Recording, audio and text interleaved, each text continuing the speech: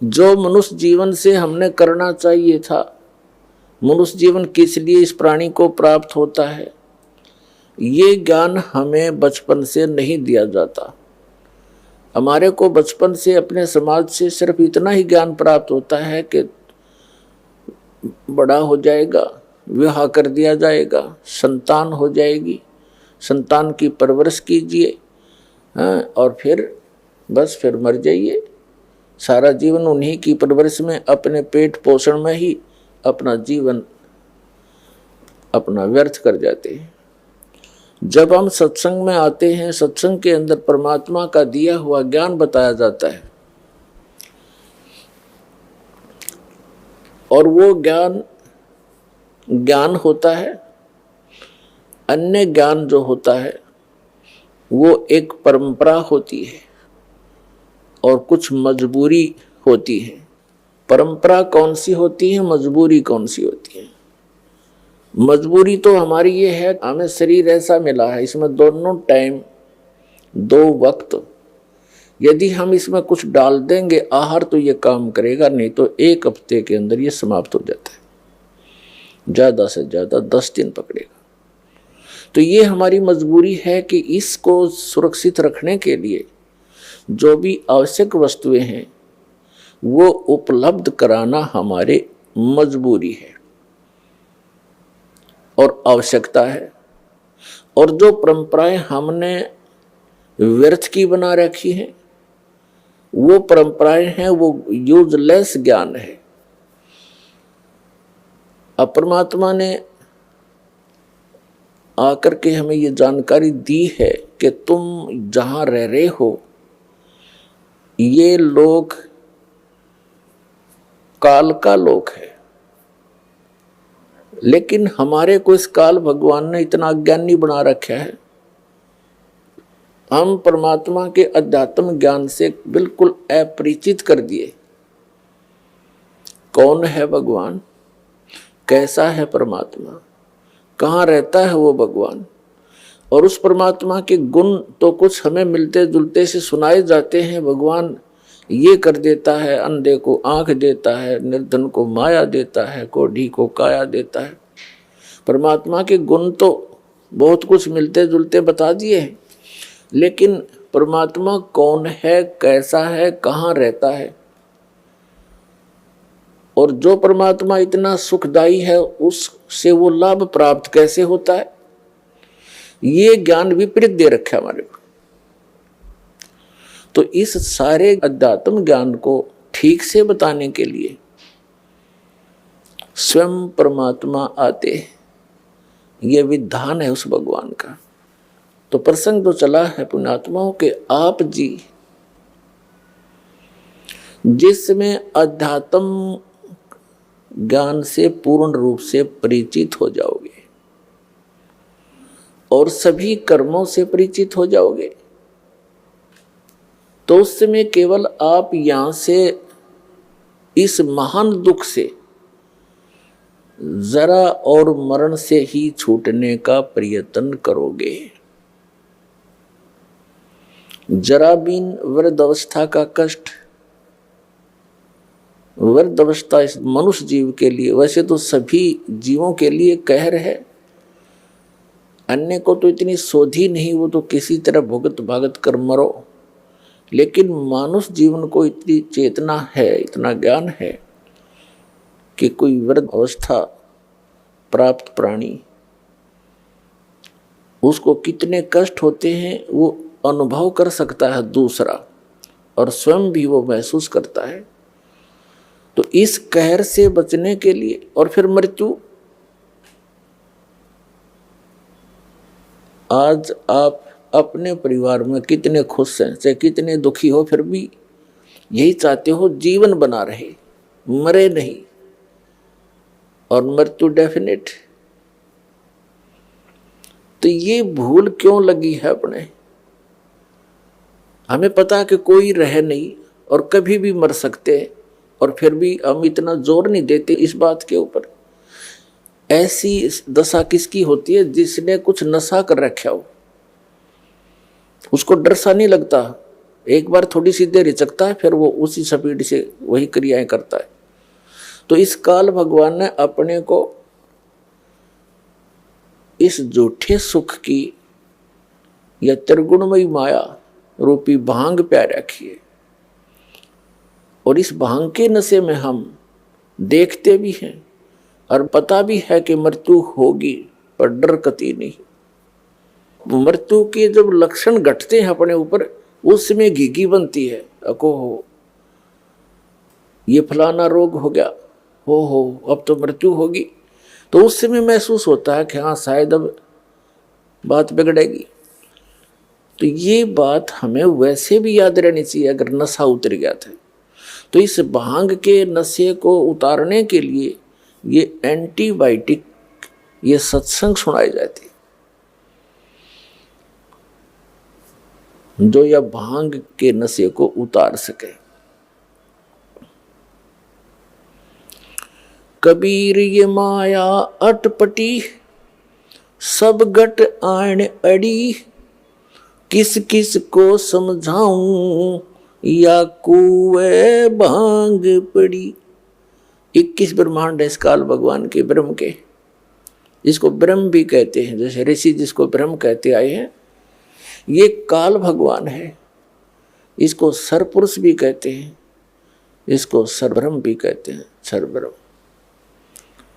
इसने अपने 21 ब्रह्मांड के अंदर या माया की भांग घोल के गिर रखी इस कुएं में, और एक कुएं में यानी जैसे शराब के ठेके पर जितने भी व्यक्ति शराब पीकर लौट रहे हों, हत्थे पर या हत्था बनाते हैं तो उसका बताते हैं, शराब पीने का कोई ठिकाना सा बना लेते हैं, कई राज्यों में मान्यता प्राप्त होते हैं।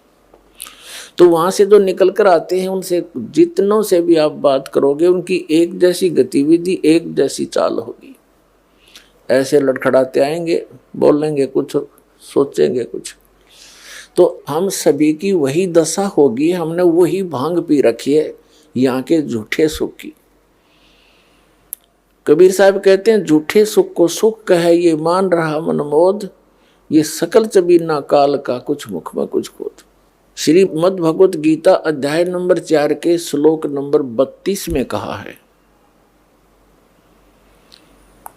कि अर्जुन, जो ज्ञान मैंने आपको इसी अध्याय नंबर 4 के श्लोक नंबर 25 से 31 तक बताया है कि कोई तो स्वाध्याय करता है, जैसे गीता जी का नित्य पाठ कर लिया, कोई देवताओं की पूजा करता है, कोई योग अभ्यास करता है, कोई तीक्ष्ण अहिंसावादी व्रत रखता है, जैसे मुंह पर पट्टी बांध कर नंगे पैरों घूमता है, और कोई ब्रह्म साधना करता है। ये सभी साधक अपनी साधना को पापनाशक जानते हैं, यानी पापनाश मीन पापनाश होंगे तो मोक्ष होगा, यानी मोक्षदायक मानते हैं। यदि इनको ये पता लगे कि ये साधना ठीक नहीं है तो इसको तुरंत त्याग देंगे। इसलिए चौथे अध्याय के 32वें श्लोक में कहा कि अर्जुन, सच्चिदानंद घन ब्रह्म की वाणी में ब्रह्मणे मुखे, यहाँ अनुवादकर्ताओं ने गीता जी में गड़बड़ी कर रखी है। ब्रह्मणे मुखे का अर्थ इन्होंने गलत कर दिया, वेद की वाणी लिख दी। नहीं, श्रीमद् भगवत गीता अध्याय नंबर 17 के श्लोक नंबर 23 में यही अनुवाद करता ब्रह्मणे का अर्थ करते हैं सच्चिदानंद घन ब्रह्म, यानी परम अक्षर ब्रह्म। तो यहां हमने चौथे अध्याय के 32वें श्लोक में ब्रह्मणे मुखे का अर्थ सच्चिदानंद घन ब्रह्म के मुख से बोली गई अमृत वाणी में धार्मिक यज्ञों की, यज्ञ माने धार्मिक अनुष्ठानों की जानकारी विस्तार से कही गई है, और वो तत्व ज्ञान है जो परमात्मा ने अपने मुख कमल से बोला है। वाणी वो तत्व ज्ञान है, उसमें यथार्थ ज्ञान है। चौथे अध्याय के 34वें श्लोक में कहा कि उस तत्व ज्ञान को जो सच्चिदानंद घन ब्रह्म ने अपने मुख कमल से बोला है, यहां अवतरित होकर यहां आकर के, उस ज्ञान को तू तत्वदर्शी संतों के पास जाकर समझ, उनको दंडवत प्रणाम करने से, विनम्र भाव से, कपट छोड़ के नम्रता पूर्वक सरलता पूर्वक प्रसन्न करने से वे तत्वदर्शी संत तुझे तत्व ज्ञान का उपदेश करेंगे। ये सलाह दे दी गीता ज्ञानदाता ने अर्जुन को। इससे सिद्ध है कि गीता ज्ञानदाता संपूर्ण अध्यात्म ज्ञान से परिचित नहीं है। ऑप्शन छोड़ दिया कि वो तत्व ज्ञान तो तत्वदर्शी संत बताएंगे और वो परमात्मा के द्वारा स्वयं आकर बोली हुई वाणी में लिपिबद्ध होता है।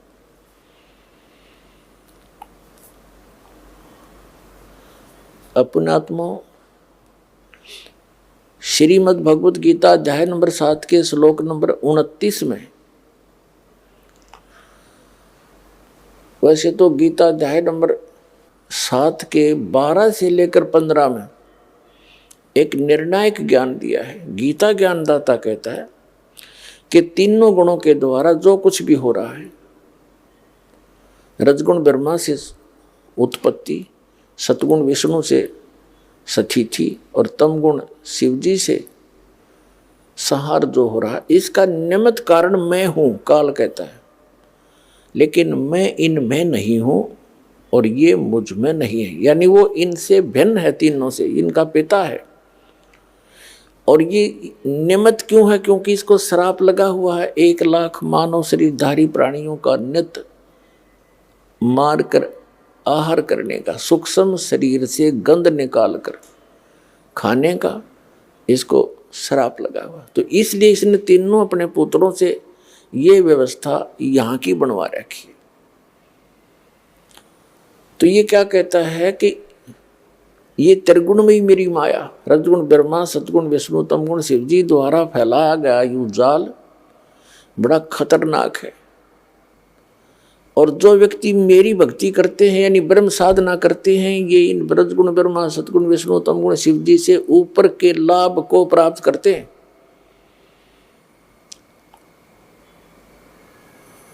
अब 7वें अध्याय के 15वें श्लोक में गीता ज्ञानदाता कहता है कि जिनकी बुद्धि इन तीनों गुणों, इस माया त्रिगुणमयी माया के द्वारा हरी जा चुकी है, यानी जो श्री ब्रह्मा, श्री विष्णु, श्री शिव जी की भक्ति से आगे सोचते ही नहीं,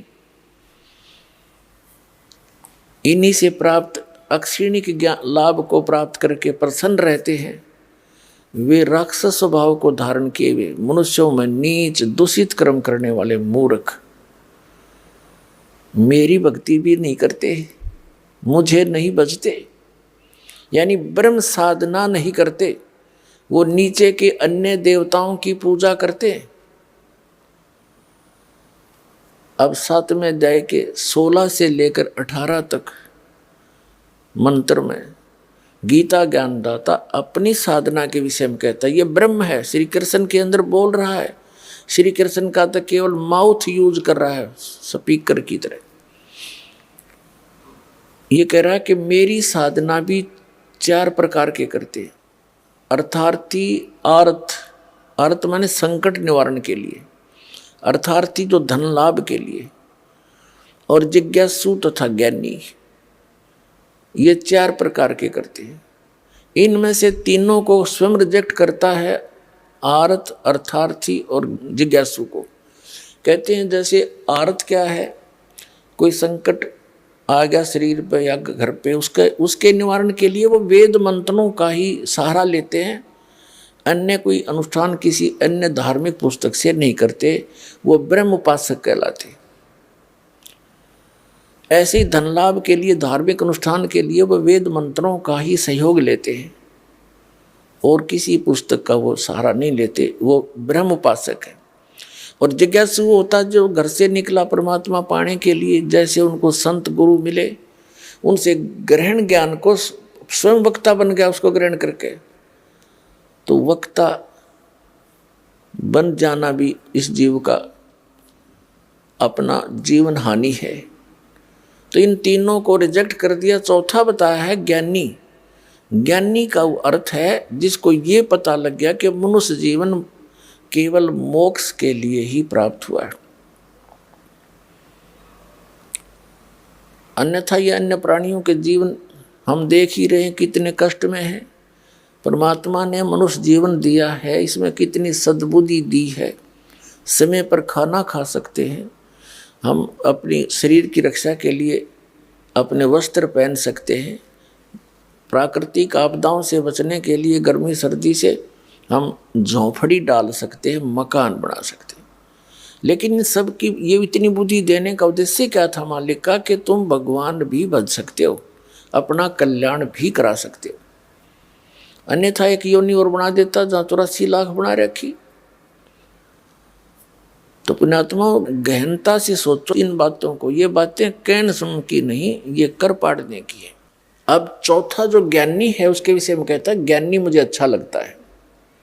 और ज्ञानी को मैं अच्छा लगता हूँ क्योंकि ज्ञानी व्यक्ति, बुद्धिमान व्यक्ति को पता लग गया कि मनुष्य जीवन बार बार नहीं मिलेगा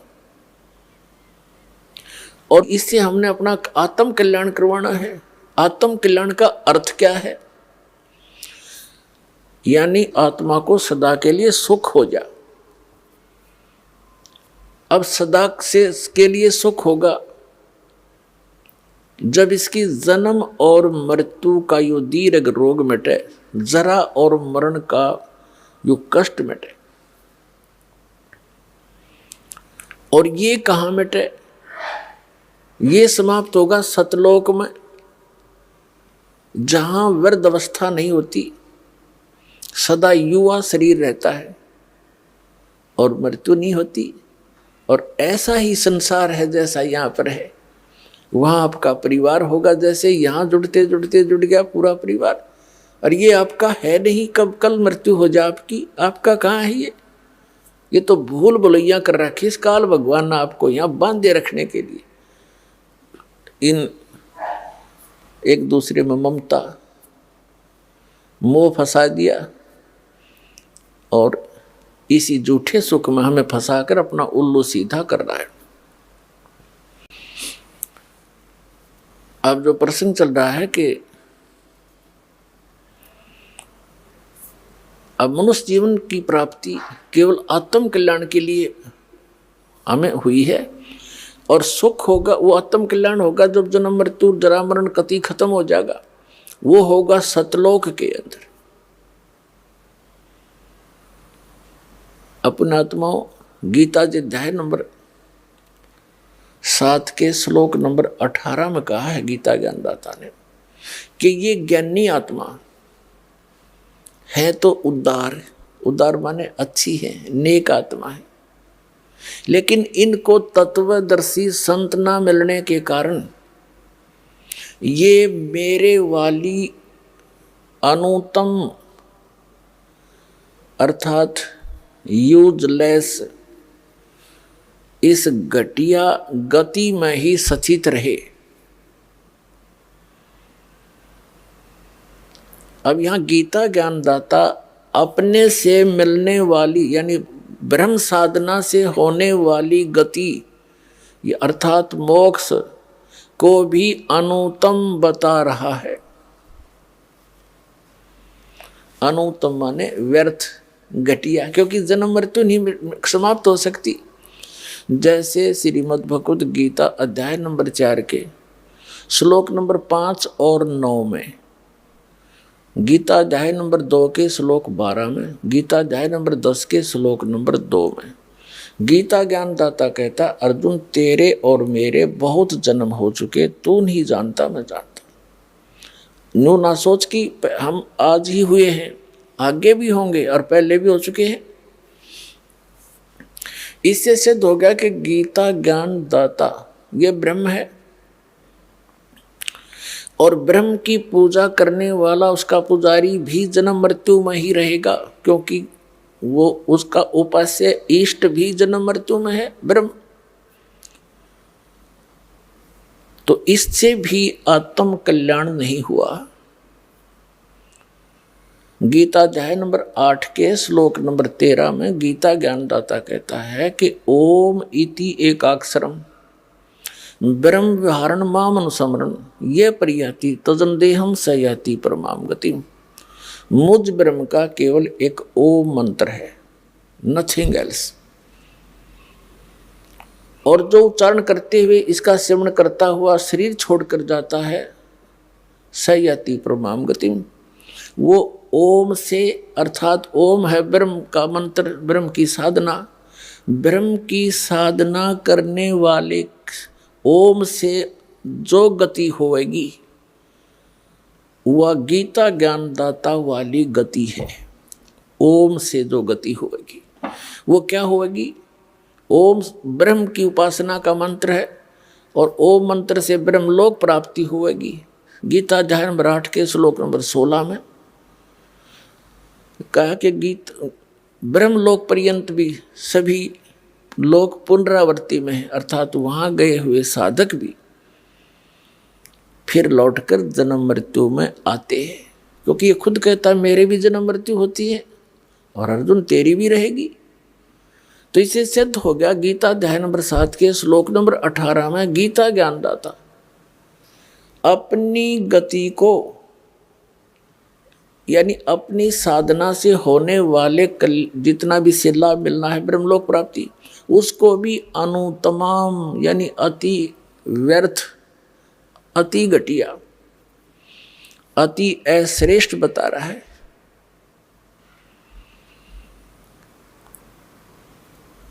और गीता अध्याय नंबर 7 के श्लोक नंबर 19 में कहा है कि बहुनाम जन्मानाम अन्ते ज्ञानवान माम प्रपद्यते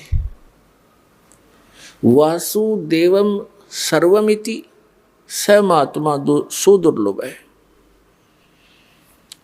क्या बताता गीता ज्ञानदाता कि बहुनाम जन्मानाम अन्ते ज्ञानवान माम प्रपद्यते, बहुत बहुत जन्मों को व्यर्थ करके किसी एकाध अंत के जन्म में ये ज्ञानी आत्मा मेरी भक्ति करते हैं। माम प्रपद्यते, मुश्किल से कहते हैं, बाकी अन्यथा और ही साधनाओं में लगे रहते हैं जो बिल्कुल व्यर्थ होती हैं। लेकिन बहुनाम जन्मानाम अन्ते ज्ञानवान माम प्रपद्यते और वासुदेव सर्वमिति स महात्मा सुदुर्लभ है कि बहुत बहुत जन्मों के किसी अंत के जन्म में ज्ञानवान यानी ज्ञानी आत्मा माम प्रपद्यते मेरी भक्ति करते हैं। और जो ये बताने वाला महात्मा तो बहुत दुर्लभ है, बड़ी मुश्किल से मिलेगा तुझे। क्या कि वासुदेव सर्वमिति, कि वासुदेव ही सब कुछ है।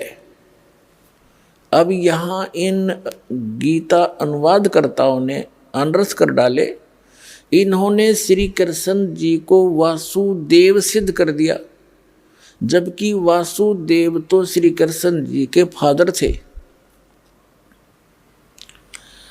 और वासुदेव नाम इन्होंने कहाँ से लिख रखा? वेदों से। वेदों में वासुदेव का अर्थ है वो परमात्मा जिसका सबके ऊपर कंट्रोल हो, ओवरऑल कंट्रोलर, यानी कुल का मालिक, नॉन एज वासुदेव, उसको वासुदेव कहते हैं। अब यहाँ गीता ज्ञानदाता कहता है कि वासुदेवम सर्वमिति स महात्मा सुदुर्लभ है। ये बताने वाला कि वो वासुदेव ही सब कुछ है, उसी से तो पूर्ण मोक्ष होगा, उसी की भक्ति से जरा और मरण यानी वृद्धावस्था और बुढ़ापे के दुख मिटेंगे। उसके अतिरिक्त किसी को भी इष्ट रूप में पूजना नहीं चाहिए। और वो परमात्मा कौन है, कहाँ रहता है, कैसा है, उसके पाने की, वहां जाने की कौन सी विधि है, कौन सा मेथड है, तो ये जानकारी देने वाला महात्मा सुदुर्लभ है, बड़ी मुश्किल से मिलेगा। एक समय आदरणीय गरीबदास साहिब जी